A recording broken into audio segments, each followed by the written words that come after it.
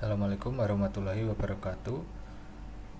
Pada kesempatan kali ini saya akan menjelaskan tentang sejarah komputer atau History of Computer. Sebelumnya, izinkan saya memperkenalkan diri terlebih dahulu. Perkenalkan, nama saya Varian Akbar Rizky Santoso dengan 3 digit NIM terakhir 062, Teknik Informatika kelas B angkatan 2023 dengan dosen pengampu Pak Agus Prianto ST MKom.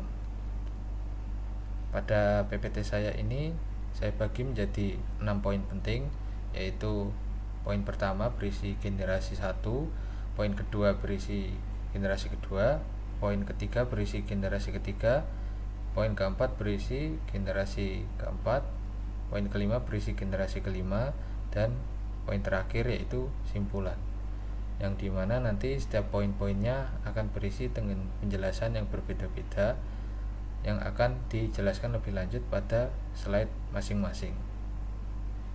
Langsung saja, di sini saya akan menjelaskan mengenai generasi pertama atau komputer generasi pertama, seperti apa itu ENIAC dan siapa penggagasnya. ENIAC, si komputer pertama, itu adalah komputer pertama yang diciptakan pada tahun 1946 atau pasca Perang Dunia Kedua. Komputer ini adalah komputer pertama atau generasi pertama, bisa dibilang dikenal sangat mahal dan besar hingga dapat menempati seluruh ruangan. Contohnya pada gambar di sebelah kanan ini, dia memiliki tinggi 2,4 meter, panjang 30 meter, dan juga berat 30 ton, yang tentunya adalah komputer yang sangat berat pada masa itu. Kemudian, apa sih latar belakang yang menyebabkan atau faktor utama di mana diciptakannya ENIAC atau si komputer pertama ini?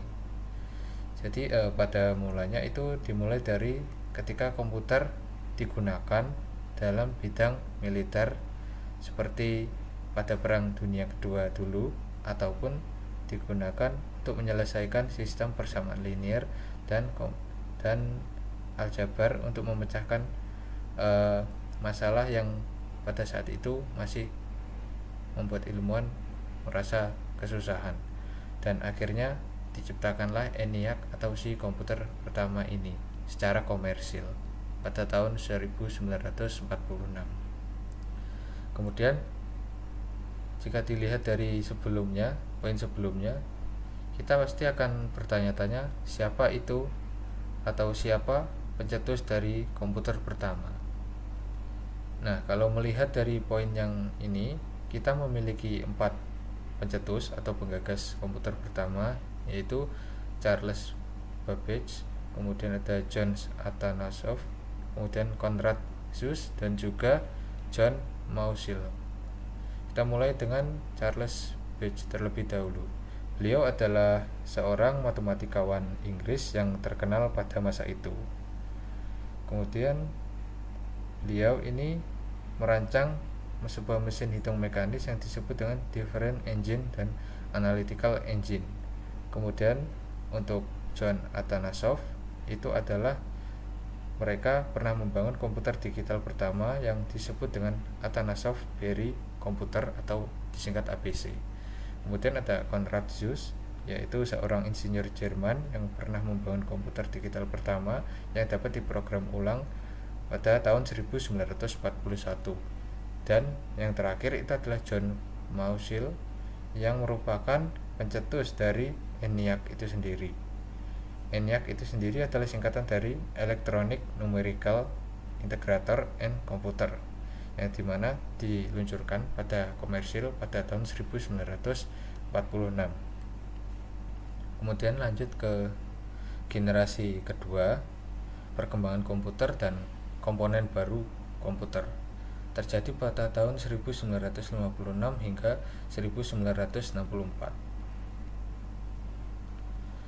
Komputer generasi kedua ini menandai era di mana komputer mulai bertransformasi dari mesin khusus menjadi alat komputasi yang lebih umum dan fleksibel. Kemajuan teknologi seperti transistor, kemudian bahasa pemrograman yang akan membuka jalan pesat bagi perkembangan dunia komputasi yang bisa kita nikmati saat ini, yang tentunya tidak lepas dari peran komputer generasi pertama.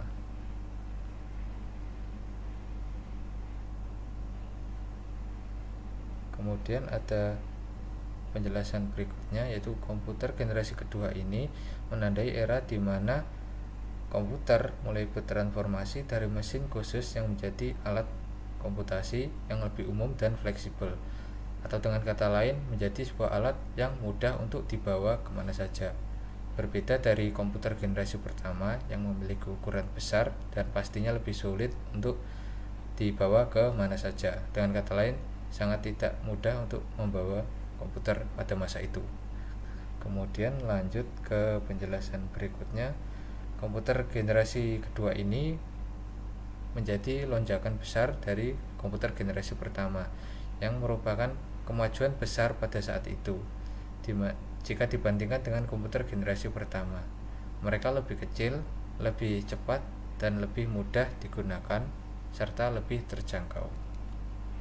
Kemudian untuk jenis-jenis komputernya itu sendiri saya cantumkan di sini ada 5, yaitu IBM 1401, UNIVAC 1, PDP 8, IBM 7090, dan juga Honeywell H200. Kemudian langsung lanjut ke IBM 1401, diciptakan untuk komputer bisnis yang paling populer pada masa itu. Nah, penjelasannya, komputer bisnis yang populer banyak digunakan di berbagai perusahaan, diluncurkan pada tahun 1959, dan IBM adalah komputer pertama pada saat itu yang paling laku atau paling populer untuk bisnis pada zaman tersebut. Kemudian ada UNIVAC 1. UNIVAC 1 ini merupakan komputer komersial pertama yang sukses di pasaran dan dirilis pada tahun 1951. UNIVAC 1 ini awalnya dikembangkan untuk Angkatan Darat Amerika Serikat, tetapi kemudian dikomersilkan pada tahun 1954. Ia menggunakan tabung hampa udara dan juga kartu punch, namun juga memiliki fitur penyimpanan data pada pita magnetik. Kemudian untuk PDP-8, yaitu komputer mini yang menjadi pionir di bidang komputer riset dan pendidikan. Nah, maksudnya diperkenalkan pada tahun 1965, PDP-8 ini berukuran kecil dan relatif terjangkau untuk digunakan. Kemudian ada IBM 7090, yaitu komputer mainframe yang digunakan untuk berbagai aplikasi ilmiah pada teknikal dan dirilis pada tahun 1959. Kemudian untuk Honeywell H2000, ini adalah komputer mini yang populer di bidang pendidikan dan bisnis. Untuk komputer ini sama halnya seperti komputer IBM yang pertama ini, namun perbedaannya ini dia lebih populer untuk bidang pendidikan dan bisnis daripada IBM itu sendiri. Kemudian untuk sistem operasinya sendiri,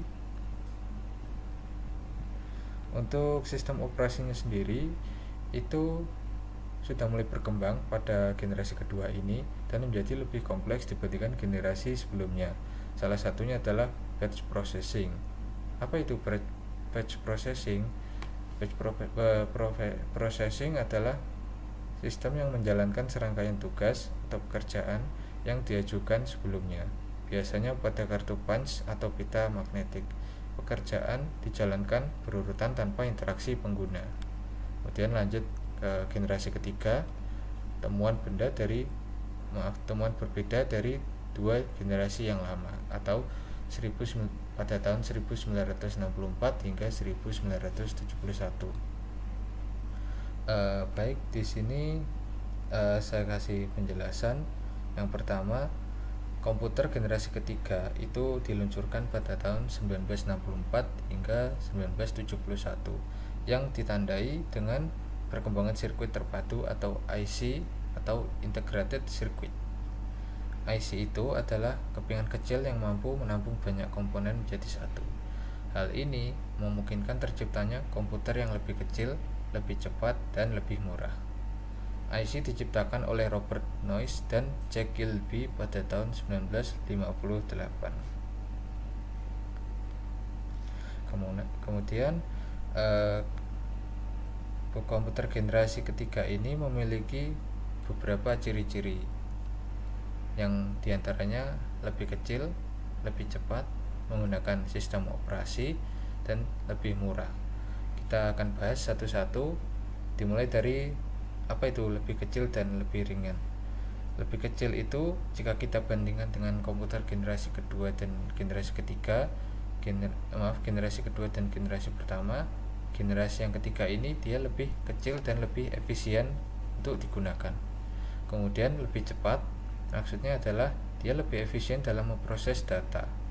Kemudian yang ketiga yaitu menggunakan sistem operasi yang memungkinkan pengguna untuk berinteraksi dengan komputer dengan lebih mudah.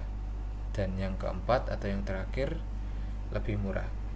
Jadi maksud dari lebih murah ini karena memiliki komponen yang lebih sederhana dan tidak serumit komponen pada komputer sebelumnya, tentu akan menekankan biaya produksi yang mempengaruhi harga jual, sehingga komputer generasi ketiga ini bisa dikatakan lebih murah dari dua generasi sebelumnya. Kemudian untuk jenis-jenis komputernya sendiri, yaitu di sini ada 3, yaitu yang pertama ada DEC PDP-11 digunakan untuk pengembangan perangkat lunak, IBM PC digunakan untuk standar dunia industri, dan yang terakhir adalah Apple II, merupakan komputer pribadi pertama di dunia yang dibuat oleh Apple. Kita akan bahas satu-satu, dimulai dari yang DEC PDP-11. DEC PDP-11 ini adalah mini komputer yang diproduksi oleh Digital Equipment Corporation atau DEC dari tahun 1970 hingga tahun 1990. Komputer ini sangat populer di kalangan pengguna akademisi dan ilmiah, dan digunakan untuk berbagai aplikasi termasuk pengembangan perangkat lunak dan penelitian ilmiah lainnya. Kemudian untuk IBM PC itu sendiri adalah salah satu komputer generasi ketiga yang paling terkenal, diperkenalkan pada tahun 1981 dan menjadi standar industri pada saat itu. Dengan kata lain, IBM PC ini adalah standar komputer industri pada masa itu. Kemudian yang ketiga yaitu ada Apple II. Apple II ini diluncurkan pada tahun 1977 dan merupakan salah satu komputer generasi ketiga yang paling ikonik dan berpengaruh. Dibuat oleh Steve Jobs dan Steve Wozniak, Apple II ini menjadi salah satu komputer pribadi pertama yang diproduksi secara massal dan sukses secara komersil. Kemudian lanjut untuk poin prosesornya. Pada generasi ketiga ini sudah memiliki beberapa prosesor yang lebih canggih daripada generasi sebelumnya. Yang terkenal pada generasi ini adalah Intel 4004, kemudian Intel 8080, kemudian ada Intel 8008, kemudian ada Intel 8080, dan juga Motorola 6800, yang pastinya memiliki fungsi dan tujuan masing-masing dan juga lebih meningkatkan efisiensi komputer generasi ini daripada komputer generasi sebelumnya. Kemudian pada komputer generasi ketiga ini mulai mengenal dengan yang namanya bahasa pemrograman. Nah, di sini bahasa pemrograman yang terlibat masihlah sangat sederhana. Dengan kata lain, hanya terdapat 5 bahasa pemrograman yang sederhana, yaitu Fortran 2 ke 4, kemudian ada COBOL, Pascal, Dasar, Algol 68. Kemudian untuk sistem operasi pada generasi ketiga ini sudah terbagi menjadi 4, yaitu multi-user, multi-programming, bahasa pemrograman, dan multitasking. Sistem operasi pada generasi ketiga ini sudah terbagi menjadi 4 dan lebih maju daripada generasi kedua yang hanya memiliki satu sistem operasi saja. Yang kemudian bisa saya jelaskan sedikit pengertiannya saja. Pada sistem operasinya dimulai dari yang multitasking sendiri, memungkinkan pengguna untuk menjalankan beberapa program secara bersamaan. Kemudian untuk multi user ini memungkinkan beberapa pengguna untuk menggunakan komputer secara bersamaan. Kemudian yang ketiga yaitu bahasa pemrograman. Bahasa pemrograman ini memungkinkan pengguna untuk mengembangkan program dalam bahasa pemrograman yang berbeda. Kemudian yang terakhir yaitu multi-programming, itu hampir sama dengan multitasking, hanya saja dia menjalankan perintah yang lebih banyak atau bervariasi. Kemudian yaitu ada generasi keempat, generasi mikroprosesor dan perkembangannya, dimulai dari tahun 1971 hingga sekarang. Nah, kemudian komputer generasi keempat ini yang jika kita lihat secara langsung itu adalah komputer yang lebih canggih daripada 3 generasi sebelumnya, entah itu nanti dari segi prosesor, dari segi kemudahan, atau mungkin mobilitasnya yang lebih mudah daripada 2 generasi sebelumnya. Nah, jika melihat ke deskripsi yang saya tulis ini, komputer generasi keempat menandakan era baru dalam dunia komputasi dengan munculnya mikroprosesor. Penemuan ini memungkinkan komputer menjadi jauh lebih kecil, lebih murah, dan lebih mudah diakses oleh masyarakat luas. Nah, itu adalah pengertian umum dari komputer generasi yang keempat ini. Nah, mikroprosesor itu sendiri kan pada 3 generasi sebelumnya belum memiliki. Nah, bisa dikatakan pada generasi keempat inilah muncul terobosan baru yang akan berpengaruh ke generasi berikutnya atau generasi kelima, komputer kelima. Nah, mikroprosesor itu sendiri menggabungkan ribuan transistor ke dalam sebuah chip kecil dan memungkinkan komputer menjadi jauh lebih kecil dan efisien. Dengan kata lain, komputer ini akan lebih mudah untuk mobilitas. Kemudian contoh mikroprosesor yang populer pada masa itu adalah Intel 4004 dan juga Motorola 6800. Kemudian pada slide berikutnya yaitu ciri-ciri khusus pada generasi ketiga ini, yang pastinya satu, adanya mikroprosesor, yang kedua peningkatan kapasitas, yang ketiga peningkatan sistem operasi, dan yang keempat perkembangan perangkat keras.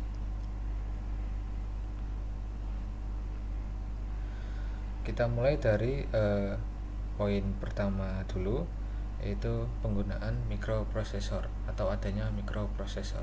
Nah, mikroprosesor ini sendiri tentunya pada generasi 1, 2, dan 3 itu belum ada. Kalaupun ada itu sebenarnya masih sangat sederhana sekali dan belum sedetail pada generasi keempat ini. Kemudian ada peningkatan kapasitas. Pada generasi keempat ini juga sudah mengenal yang namanya hard disk, yang dimana menggunakan memori yang akan mempengaruhi pada kapasitas komputer. Kemudian yang keempat, peningkatan sistem operasi. Jika kita melihat ke generasi ketiga atau generasi sebelumnya, terjadi beberapa sistem operasi yang masih terbatas atau masih belum bisa dikembangkan secara maksimal. Nah, pada generasi keempat inilah terjadi peningkatan yang luar biasa pada sistem operasi. Kemudian yang keempat yaitu perkembangan perangkat keras. Kita lanjut ke jenis-jenis komputer. Di sini saya ambil 2 contoh, yaitu Sinclair ZX dan Commodore 64. Nah, kita mulai dari yang Sinclair ZX. Jadi Sinclair ZX ini diproduksi tahun 1982 dan dirilis dan merupakan komputer rumah 8 bit yang sangat populer di Inggris dan Eropa pada waktu itu.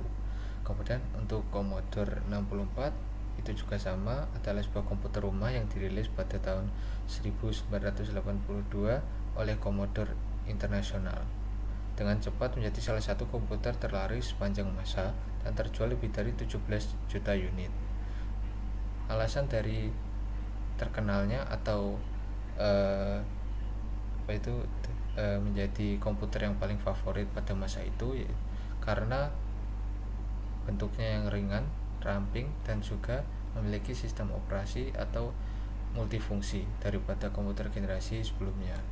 Kemudian yang keempat itu adalah bahasa pemrograman. Pada generasi keempat ini, bahasa pemrograman sudah dikategorikan menjadi 3 bagian, yaitu bahasa tingkat tinggi, bahasa assembly, dan juga interpreted. Kita mulai dari bahasa tingkat tinggi.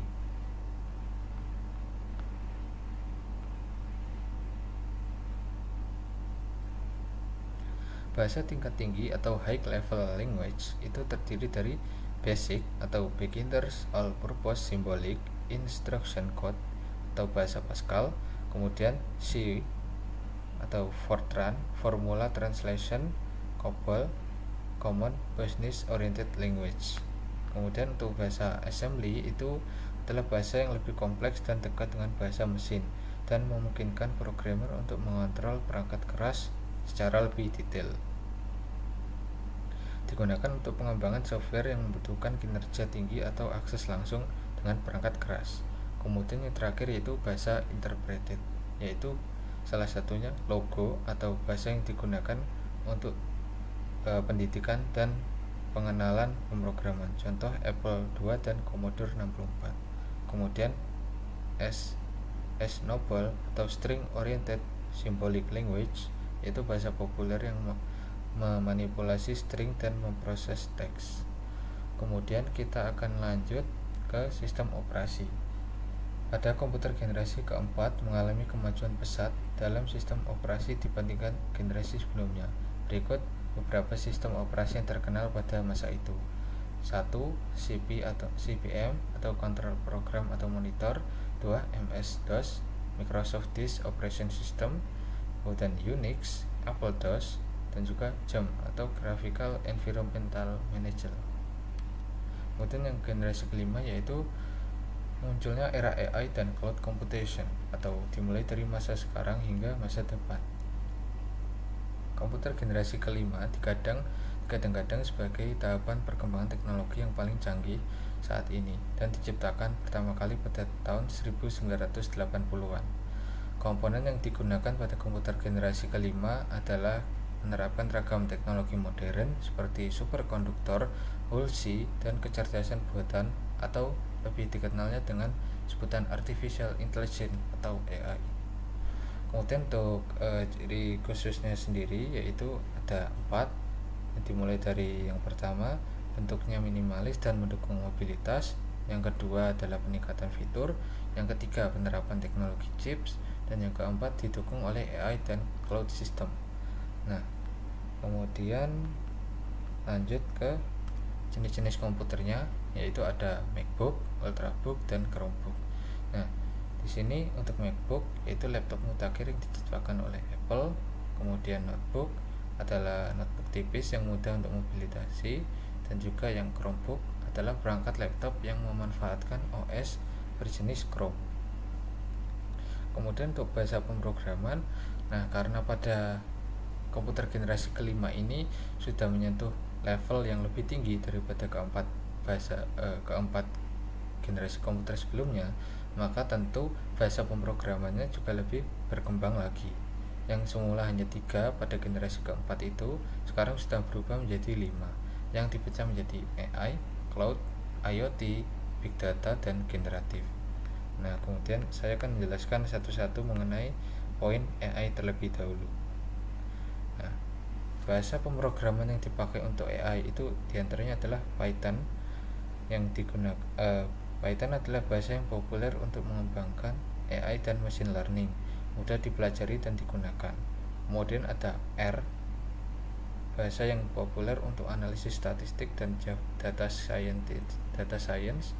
Kemudian ada Java, bahasa yang powerful dan scalable untuk pengembangan aplikasi AI skala besar. Kemudian untuk pemrograman cloud itu adalah JavaScript, bahasa yang populer untuk pengembangan aplikasi web dan mobile serta server-side programming. Kemudian ada Go, itu bahasa yang powerful dan efisien untuk pengembangan aplikasi cloud native, dan C# atau bahasa yang populer untuk pengembangan aplikasi .NET dan Windows. Kemudian bahasa pemrograman IoT itu meliputi C atau C++ yang efisien untuk pengembangan firmware dan embedded system. Kemudian ada Rust, bahasa pemrograman modern, dan Chef untuk pengembangan embedded system. Dan kemudian ada Python, bahasa pemrograman yang dipelajari untuk digunakan pengembangan aplikasi IoT sederhana. Kemudian ada bahasa pemrograman Big Data, yaitu dimulai dari Scala, bahasa powerful dan scalable untuk pengembangan aplikasi Big Data. Spark, framework yang populer untuk pemrosesan data paralel. Kemudian yang terakhir itu adalah bahasa generatif, yaitu JavaScript yang paling populer untuk mengembangkan aplikasi web dan mobile. Kemudian ada Python, bahasa yang mudah dipelajari dan digunakan pengembangan aplikasi web dan mobile. Dan yang terakhir Java, itu bahasa powerful dan scalable untuk mengembangkan atau membangun aplikasi web dan mobile. Kemudian untuk sistem komputer generasi kelima ini sendiri memiliki sistem operasi yang tentunya berbeda dari generasi sebelumnya, yaitu sistem komputer generasi kelima ini memiliki kemungkinan untuk terlibat atau berhubungan langsung dengan jaringan 5G yang akan berpengaruh besar terhadap sistem operasi di masa mendatang. Yang bisa kita lihat di poin ini ada 5, yaitu menggunakan kecerdasan buatan atau AI, penggunaan realitas virtual atau VR dan augmented reality AR, penggunaan komputer awan atau cloud computing, penggunaan Internet of Things, dan juga penggunaan big data. Oke, lanjut pada simpulan hasil dari semua perkembangan komputer. Kesimpulannya adalah perjalanan komputer dari raksasa bersejarah atau dari zaman ENIAC menjadi perangkat genggam canggih yang merupakan bukti nyata kemajuan teknologi yang luar biasa. Masa depan komputasi menjanjikan petualangan yang lebih menarik dan penuh terobosan bahwa manusia ke era baru dengan peluang yang tak terbatas. Sekian penjelasan dari saya, kurang lebihnya jika ada salah kata atau salah ucap saya mohon maaf. Terima kasih dan semoga bisa membantu dalam memahami sejarah komputer. Saya akhiri, wassalamualaikum warahmatullahi wabarakatuh.